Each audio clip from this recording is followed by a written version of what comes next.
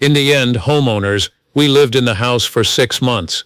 It's been the only house from this old place where we could spend time together. Not just for 1 or 2 hours, but for a few. In 2003, a banker wrote a worried email about wallpaper. That email changed the history of television. Kevin O'Connor went from earning a high salary at Bank of America to hosting America's most trusted home show. He made a $7 million fortune, received Emmy nominations, built a successful business, but something has been developing. He will not say Bob Villa's name. He publicly criticizes HGTV shows. Cast members continue to leave. Now odd rumors are going around about his future. After months of guessing, Kevin is ready to share the truth. What he shares will surprise even his biggest fans. Kevin O'Connor's story does not start on a television set. It begins in the middle of a building site. He was born in 1968 or 1969 in Maplewood, New Jersey, in a home that always felt incomplete. Kevin grew up with 4 brothers and 2 sisters, surrounded by sawdust and construction materials. His father was a civil engineer, and their house often served as a work site. Instead of playing tag or riding bikes, the kids shared hammers and helped mix concrete. By the time he was in elementary school, Kevin already knew how to measure wood, hang drywall, and read blueprints. While other kids were learning their times tables, he was learning how to frame a door. It was a mess, noisy, and totally usual for him. That environment didn't only show him how to create things, it gave him a natural understanding of how structures function. That instinct would later make him different from all other TV hosts in the home improvement field. Pero la vida le dio un giro inesperado a los 19 años. During military training, Kevin suddenly started to lose consciousness. He would keep falling down over and over. Doctors performed tests and found a heart murmur. It was more than a small problem. It raised serious questions about whether he could continue in the military. But this is where it becomes odd. After that diagnosis, all of his medical records from that time disappeared.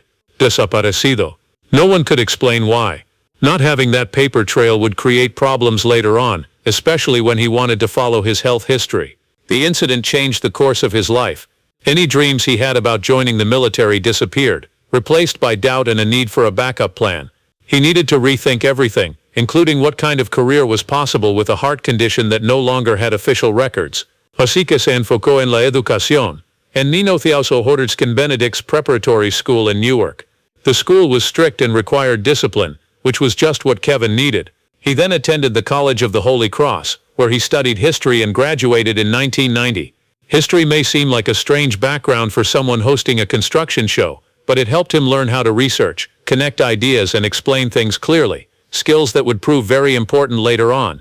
He was not done yet. He went back to school and got an MBA from Boston University in 1999. This allowed for access to important corporate jobs. By the time he completed his education, he was not only knowledgeable from studying, he had the confidence to step into boardrooms and hold his own. Kevin didn't just get a job. He started a quick career in banking. He began his career at Fleet Bank, where he was part of their sports finance team. This wasn't a dull office job. He helped fund stadiums and large sports facilities. He wasn't just doing calculations, he was helping build the places where cities gathered. His skill in strategic thinking impressed top executives. This created a larger chance in commercial real estate. He started working at Bank of America and advanced rapidly. By his early 30s, Kevin had become a senior vice president. He was in charge of portfolios that were worth millions. He had the salary, the bonuses, the stock options, everything that comes with a successful corporate career. His income was well over $100,000. From the outside it seemed flawless. Then he surprised everyone. Kevin O'Connor has resigned. He walked away from banking, from a powerful title, and from a paycheck that most people only dream about. Why? Because deep down he always remembered the sound of drills, the smell of sawdust, and how a strong wall feels when you touch it. In 2003, Kevin O'Connor and his wife Kathleen purchased a lovely Queen Anne Victorian home in Beverly, Massachusetts. It was built in 1894 and appeared to be a dream. But once they settled in, that dream fell apart quickly. The house needed a lot of work, including new kitchens, new bathrooms, and changes to the bedrooms. Pero la verdadera pesadilla? The wallpaper. It was more than just old. It had many layers painted over and over. Each room was like a time capsule filled with poor design choices. Kevin and Kathleen took months to scrape those walls. Rounded corners, which are often found in Victorian homes, made things even more difficult. The wallpaper wouldn't move. Kevin later said, "We were working really hard, and this stuff just wouldn't come off." Kathleen handled the plastering while Kevin removed walls and tore apart ceilings to make the small kitchen bigger. They were tired, upset, and totally unable to move forward. In a time of great need, they sent an email, not just to anyone, but to the people who take care of this old house, the show they had always watched while growing up. What they didn't know was that at the same moment, the show's producers were creating a new spin-off called Ask This Old House. The timing was perfect. Kevin mentioned in the email that there must be a trick or a hidden method for taking off that wallpaper. He didn't expect anything, just needed help. The crew reacted, and not only by giving advice, they proposed to come over and film a segment at Kevin's home. Kevin was very happy. For him, this was a special visit from his heroes of renovation. But what he didn't know was that this visit wasn't just about wallpaper. Fue una prueba de cámara secreta. The team recorded what later became Season 1, Episode 22 of Ask This Old House, which premiered on March 6, 2003. Kevin's curiosity lit up the set. He kept asking questions, even during lunch breaks. Tom Silva, the contractor on the show, hardly had time to eat. Kevin later joked about it, saying he bothered Tom during every break. However, the producers were paying close attention. They noticed more than just a homeowner who was upset. They noticed a person who was comfortable on camera, someone who asked the same questions that viewers at home had, someone who seemed like a real host. After the shoot, Kevin went out to take a photo with the crew. He told them he'd never see them again and wanted a photo to remember the moment. Sin embargo, 3 semanas después, ocurrió algo inesperado. Kevin received a call at his workplace, no less. At that time, he was a senior vice president in the commercial real estate division at Bank of America. When the phone rang, he thought it was someone requesting a loan, but it wasn't. It was the producers of This Old House who asked him to host the show, no solo el spin-off, sino también la serie original. Él pensó que era una broma. He even asked his boss to leave his job available because he was confident he would return to the bank in a year. That's how unbelievable it felt. Pero era real. The producers wanted more than just him. They were prepared to risk the whole future of the show on him. And that was important because This Old House had already gone through 2 very dramatic changes. El primero fue Bob Vila. He was the first host starting in 1979 and made the show very popular. Pero Vila solo ganaba $200 por episodio al principio. Even in his last seasons, he was earning just $800 for each episode. In over 10 years and 235 episodes, he earned between $47,000 and $188,000 in total, which is less than what many contractors make in just 1 year. The real problems began when Vila started advertising for Rickle Home Centers.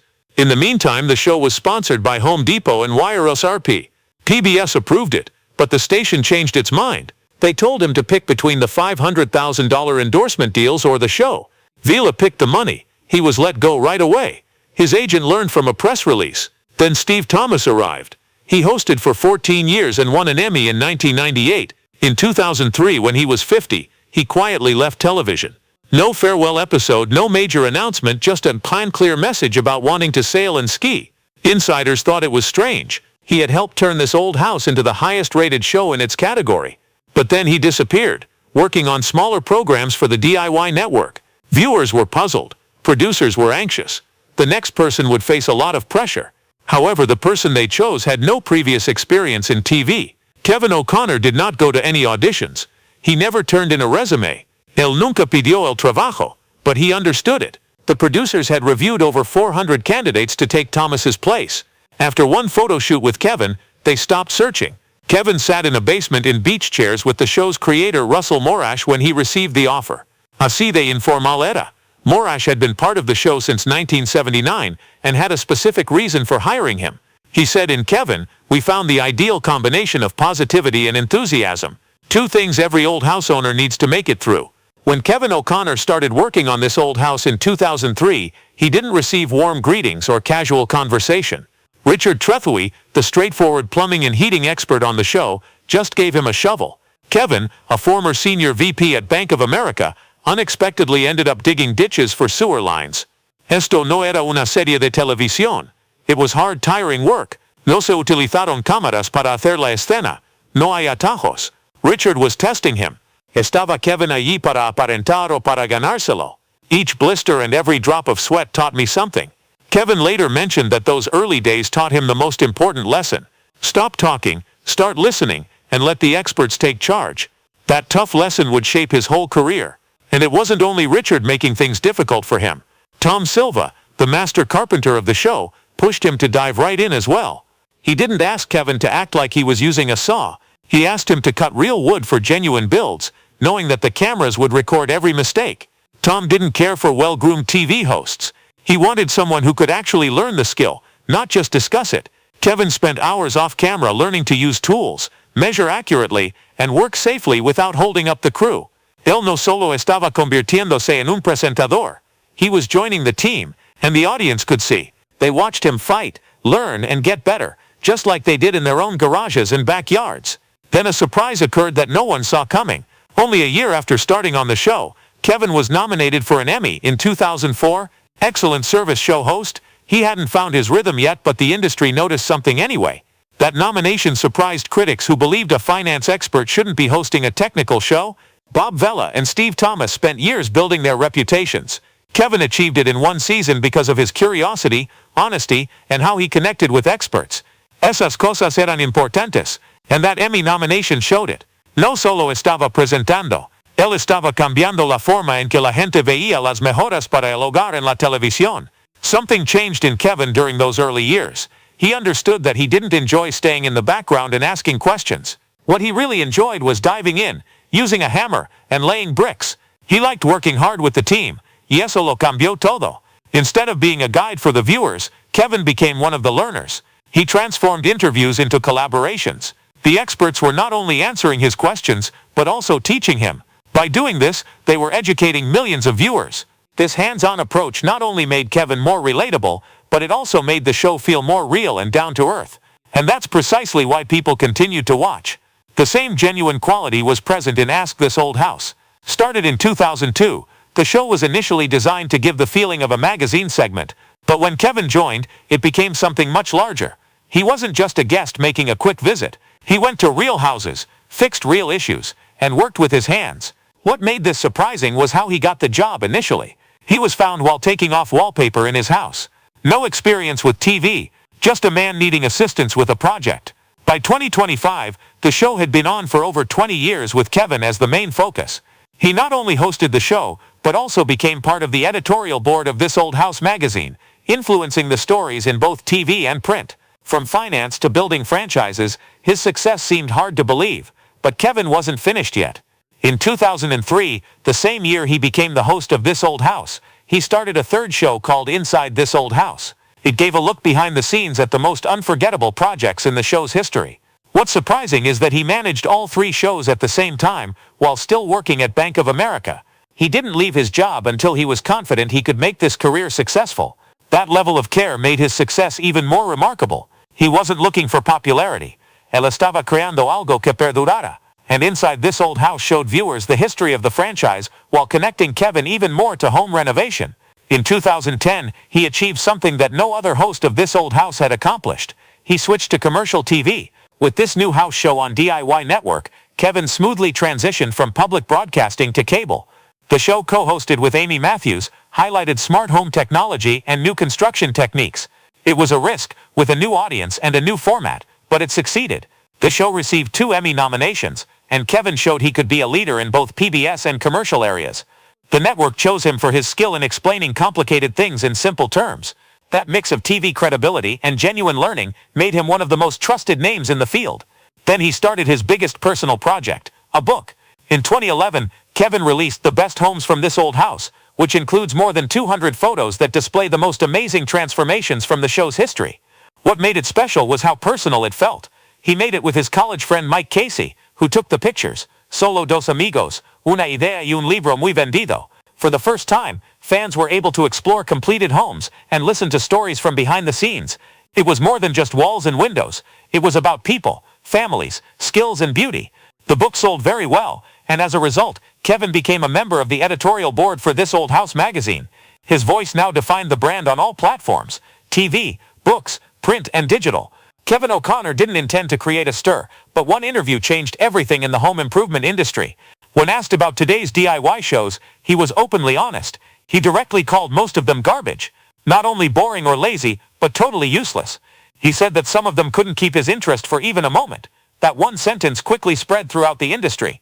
The viewers were surprised. Other hosts were very angry. This was not just anyone talking.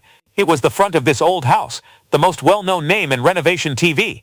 Instead of giving up, Kevin became even more determined. He said these shows were tricking the public with fancy renovations done in a weekend, budgets that were unrealistic, and timelines that were completely made up. He warned that people at home were attempting to imitate these changes, but were not succeeding. Not because they lacked intelligence, but because the shows were not real. That struck a chord. Some people inside the group praised his honesty. Others said he was acting arrogantly and trying to control who could teach home improvement.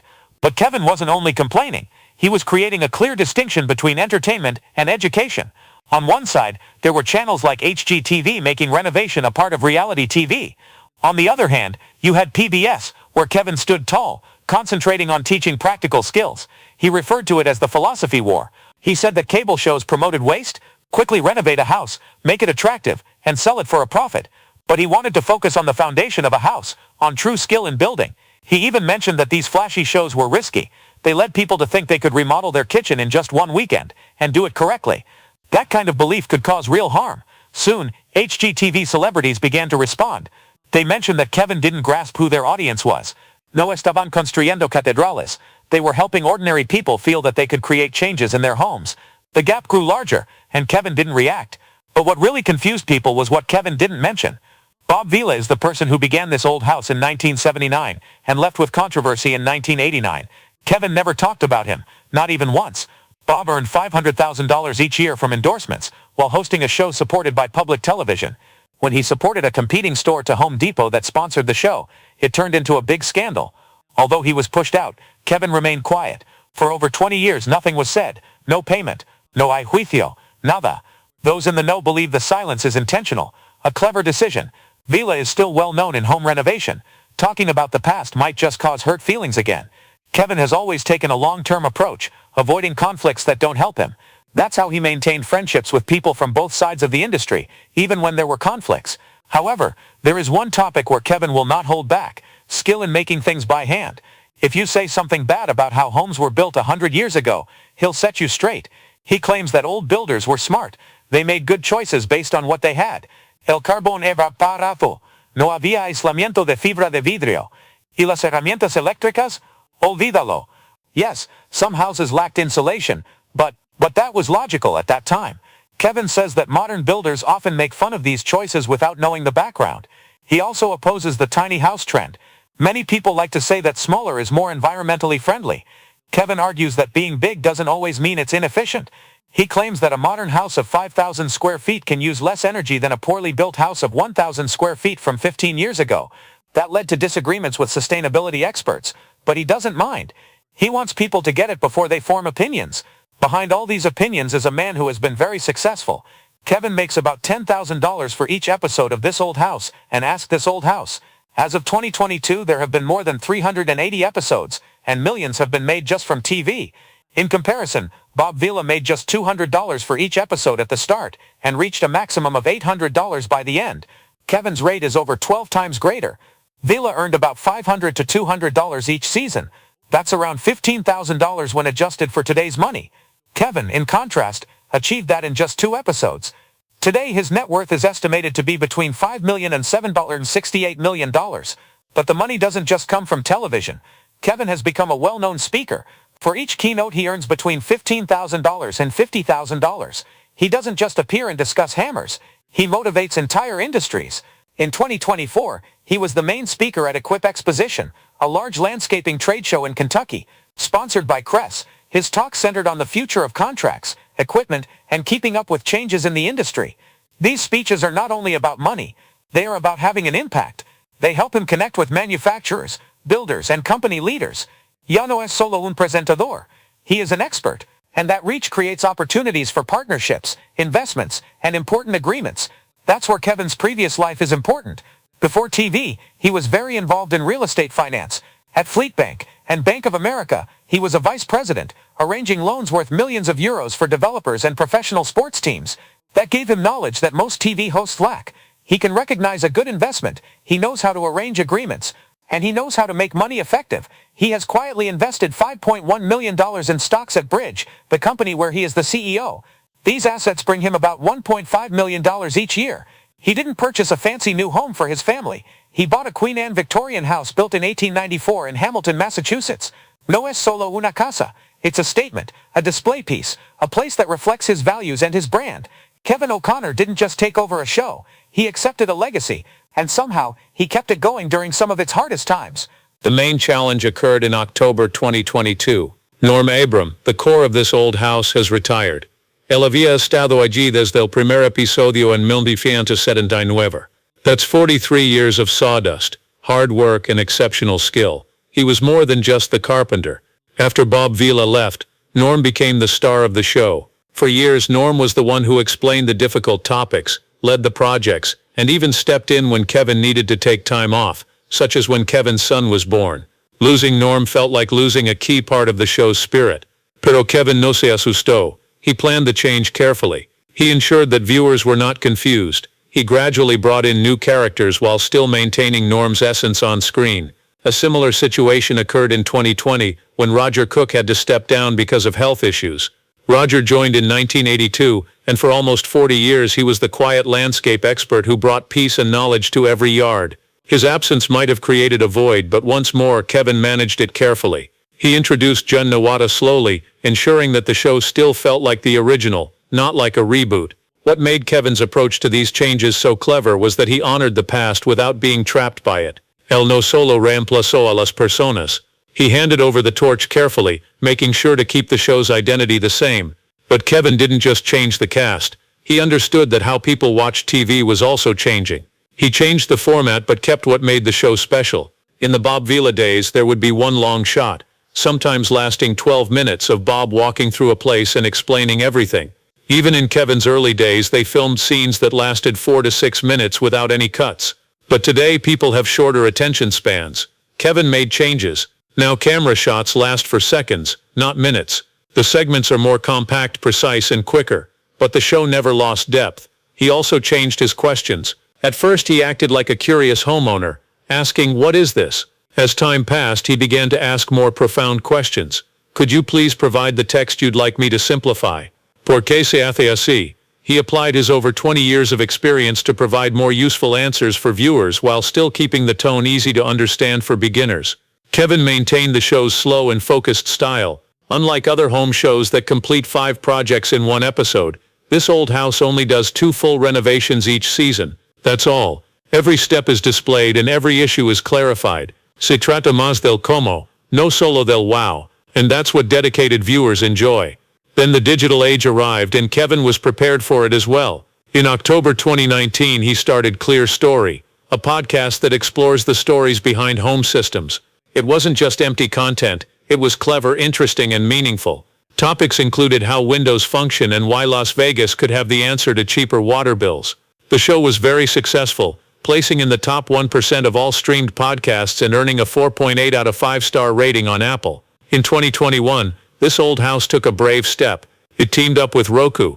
Now you can stream all 1,500 episodes of This Old House and Ask This Old House for free. They also have a streaming channel available 24/7. This means fans can watch anytime on any device without needing cable. Kevin kept going. He helped start This Old Toolbox, a tool rental platform designed for people who like to do things themselves. No fue solo un movimiento comercial. It was a clear step forward, linking the show's educational material directly to the tools that people need for their work. Kevin O'Connor hosts a home renovation show, but his real work is about preserving a legacy, updating the format, reaching new platforms, and connecting media, education, and real-world action.